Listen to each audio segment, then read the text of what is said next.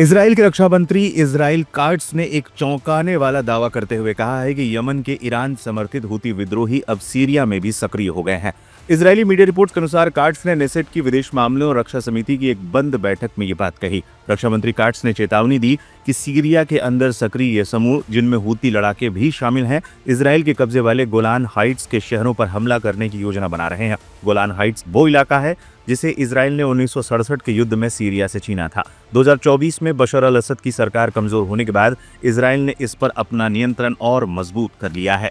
Cuts ने कहा, Israel Syria के साथ शांति की ओर नहीं बढ़ रहा है क्योंकि उसकी सीमाओं के भीतर ऐसी ताकतें मौजूद हैं जो गोलान के शहरों पर हमला करने की सोच रहे हैं। इजराइल काट्स ने दावा किया कि हूती भी उन ताकतों में शामिल हैं जो उत्तरी इजराइल पर जमीनी आक्रमण के खतरे के रूप में देखे जा रहे हैं।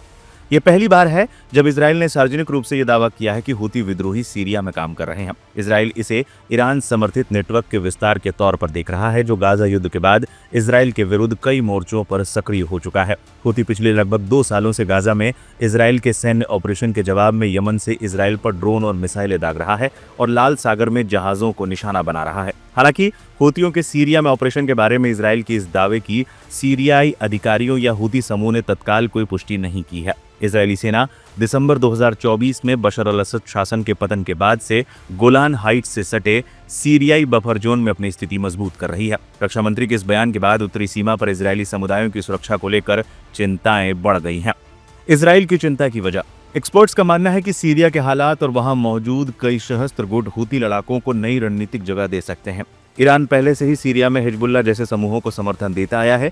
हूती भी ईरान समर्थित गुट ही माना जाता है, इसलिए अगर वो सीरिया में आते हैं तो ईरान का प्रभाव और बढ़ सकता है। सीरिया में अस्थिरता बढ़ने से उनकी सुरक्षा को लेकर भी चिंता बढ़ जाएगी।